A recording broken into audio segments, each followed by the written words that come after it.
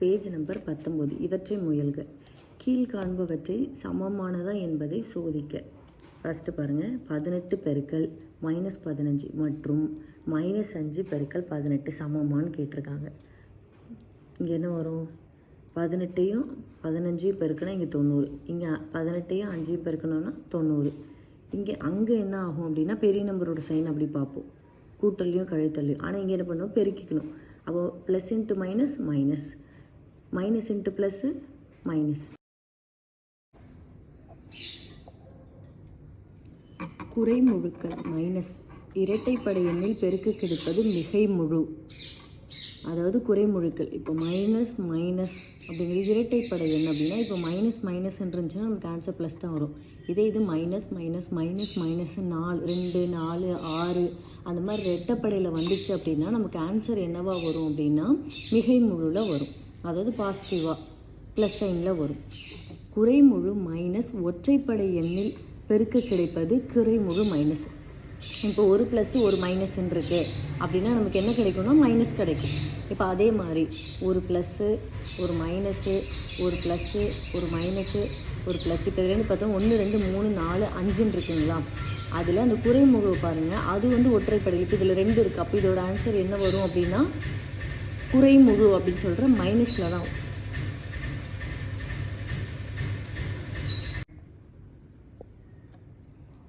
குறைமுழுக்கள் minus இரட்டைப்படை எண்ணில்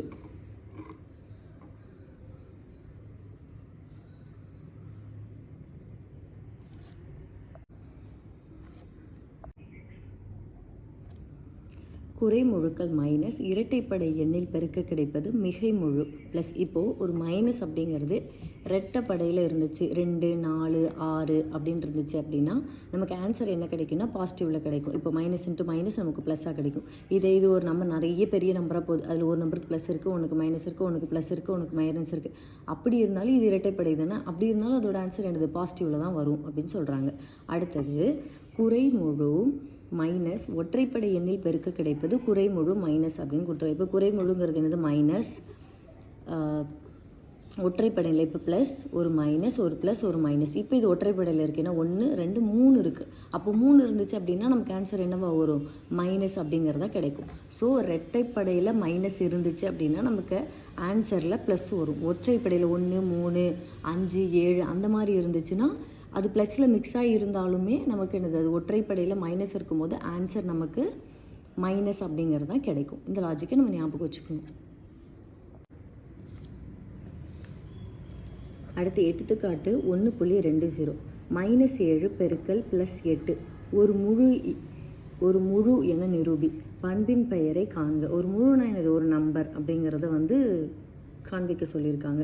அப்போ நம்ம என்ன பண்ணணும்? இங்கே பெருக்கல் இருக்குது, அப்போ 2ஐயும் பெருக்கணும். 7 8 56. இங்கே நம்ம ஏற்கனவே என்ன பார்த்தோம்? மைனஸுங்கிறது ஒற்றைப்படையில் இருந்தால் ஆன்சர் என்ன கிடைக்கும்? மைனஸ் கிடைக்கும். அப்போது -56 பெருக்கலின் கீழ் அடைவு பண்பை நிறைவு செய்கிறது. இதெல்லாம் நமக்கு தேவை கிடையாது, நமக்கு ஆன்சர் இது மட்டும் நமக்கு தெரிஞ்சால் கூட போதும்.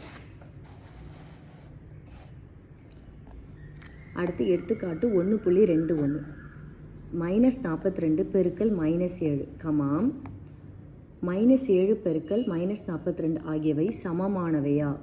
அவ்வாறு இருப்பின் அப்பண்பு பெயரை கூறுக அப்படின்னு கொடுத்துருக்காங்க. இங்கே முதல்ல -42 பெருக்கல் -7, 42 7ஐயும் பெருக்கணும் அப்படின்னா 294 கிடைக்கும். ஏற்கனவே சொன்னோம் மைனஸ் அப்படிங்கிறது இரட்டைப்படையில் இருந்துச்சுன்னா ஆன்சர் என்னவா கிடைக்கும்? ப்ளஸில் கிடைக்கும். அடுத்து இங்கே பாருங்கள், இங்கேயும் அதே தான். 42 7ஐயும் பெருக்கிறப்போ அதே 294 தான் கிடைக்குது. 2 மைனஸ் இருக்குது. மைனஸ் இரட்டைப்படையில் இருந்துச்சுன்னா ஆன்சர் ப்ளஸில் வரும். அப்போ இது பெருக்கலின் கீழ் பரிமாற்று பண்பு. இது பரிமாற்றினாலும் மாற்றினாலும் என்ன கிடைக்கும்? அதே ஆன்சர் தான் கிடைக்கும் அப்படிங்கிறது தான் இது.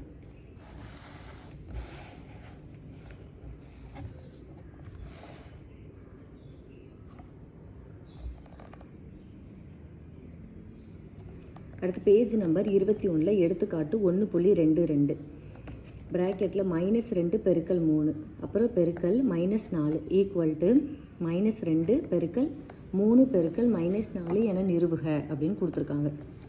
முதல்ல போர்ட் மாஸ் பிரகாரம் நம்ம என்ன பண்ணணும்? ப்ராக்கெட்குள்ளே இருக்கிறதான் சால்வ் பண்ணணும். அப்போ -2 பெருக்கல் 3 3 2 6 மைனஸ் ஒற்றைப்படையில் இருக்குது, ஏன்னா இங்கே ப்ளஸ் இருக்குது, இங்கே மைனஸ் இருக்குது. அப்போ என்ன வரும்?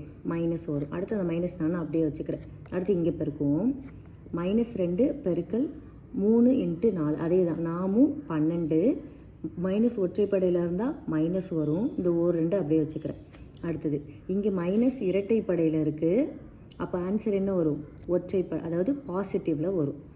அப்போ 6 × 24. இதுலேயும் அதே தான்.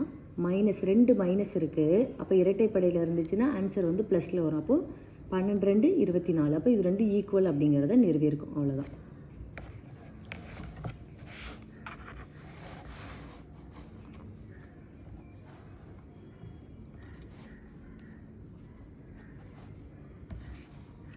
அடுத்து எடுத்துக்காட்டு 1.23 -81 பெருக்கல் ப்ராக்கெட்டில் 5 பெருக்கல் -2 க்ளோஸ் ப்ராக்கெட் காமா ஓப்பன் ப்ராக்கெட்டில் -81 பெருக்கல் 5 க்ளோஸ் ப்ராக்கெட் பெருக்கல் -2 ஆகியவை சமமானவையா? அவ்வாறு இருப்பின் அப்பண்பின் பெயரை கூறுக அப்படின்னு கொடுத்துருக்காங்க. நம்ம முதல்ல இந்த லெஃப்ட் சைடில் இருக்கிறத சால்வ் பண்ணுவோம். -81 பெருக்கல் 5 பெருக்கல் -2. முதல்ல ப்ராக்கெட்டில் இருக்கிறத சால்வ் பண்ணுவோம். I2 10.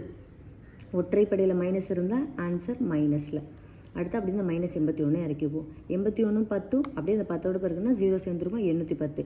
மைனஸ் இரட்டைப்படையில் இருந்தால் ஆன்சர் ப்ளஸில் வரும். அடுத்தது இந்த பக்கம் 81 5 2 இருக்குது. இதை வந்து நம்ம ஜென்ரலாக சால்வ் பண்ணுவோம். இங்கே பாருங்களேன். இப்போ இங்கே -81 இருக்குது, இங்கேயும் -81 இருக்குது. இங்கே 5 இருக்குது, இங்கேயும் 5 இருக்குது. இங்கே -2 இருக்குது, இங்கேயும் -2 இருக்குது. அது மாறி தான் இருக்க இல்லையே. அந்த சைனும் அந்த குறிகளும் அந்த நம்பரும் அதே தான் இருக்குது. ஸோ இது என்னது? இதுவும் கண்டிப்பாக ஈக்குவலாக தான் இருக்கும். எல்லாத்துக்கும் நடுவுலையும் பெருக்கல், அதாவது ஒரே சிம்பிளாகவும் இருக்கணும். இதே சைனை ஒன்றுக்கும் இருக்கிறது அந்த சைனும் ஒரே மாதிரியாகவே இருக்கணும். அப்படி இருந்துச்சுன்னா என்னது? அது ஈக்குவலாக தான் இருக்கும். இந்த மாதிரி சம்பளம் எதுக்குன்னா நமக்கு ஒரு வேளை இதெல்லாம் வந்து சிம்பிளிஃபிகேஷனில் கேட்டாங்க அப்படின்னா டக்குன்னு போடுறதுக்காக இது வந்து ஞாபகம் வச்சுக்கணும். ஓகே இப்படி இருக்குது, 2 பெருக்கல் முதல்ல பார்க்கணும். எல்லா நம்பரும் இந்த 3 நம்பரும் இங்கே இருக்குது, ஆனால் இடம் மாறி மாறி இருக்குது. நடுவில் இருக்கிற அந்த சைனும் ஒரே சைன் தான். இங்கேயும் பெருக்கல் தான், இங்கேயும் பெருக்கல் தான். அப்படின்னு இது கண்டிப்பாக 2 ஈக்குவல் தான் அப்படிங்கிறத நம்ம அப்படியே கண்டுபிடிச்சிடலாம். இது பெருக்கலின் கீழ் சேர்ப்பு பண்பு அப்படின்னு சொல்லுவாங்க இதை.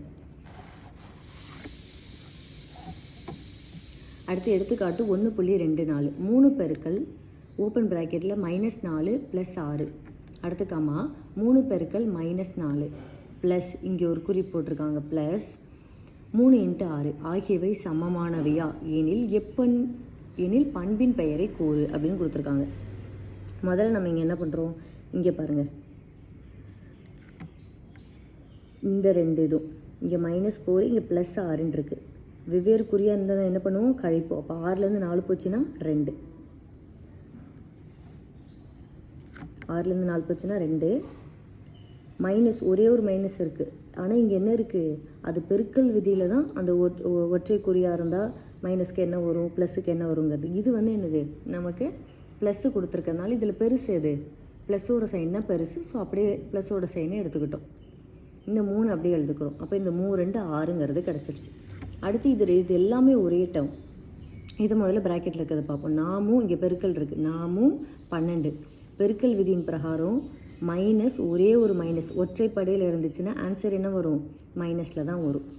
அடுத்து இந்த ப்ளஸ் அப்படியே போட்டுக்கிட்டோம். 6 18. அப்புறம் இது இங்கே இப்போ கூட்டல் இருக்குது. அப்போ -12 + 18 அப்படிங்கிற மாதிரி இருக்குது. வெவ்வேறு குறியாக இருந்தால் என்ன பண்ணணும்? கழிக்கணும். 18லேருந்து 12 போச்சுன்னா 6. கூட்டல் விதி பிரகாரம் எது பெருசாக இருக்குதுன்னு பார்க்கணும். பெரிய நம்பர் எது? 18. அப்போ 18ங்கிறது ப்ளஸ் சைனில் இருக்கும். ஸோ +6. இது வந்து பெருக்கலின் கீழ் கூட்டலின் பங்கீட்டு பண்புன்னு சொல்லுவாங்க. நமக்கு பண்புலாம் தெரிய வேண்டாம், ஜஸ்ட் இதை மட்டும் தெரிஞ்சுக்கிட்டோம் அப்படின்னா போதும்.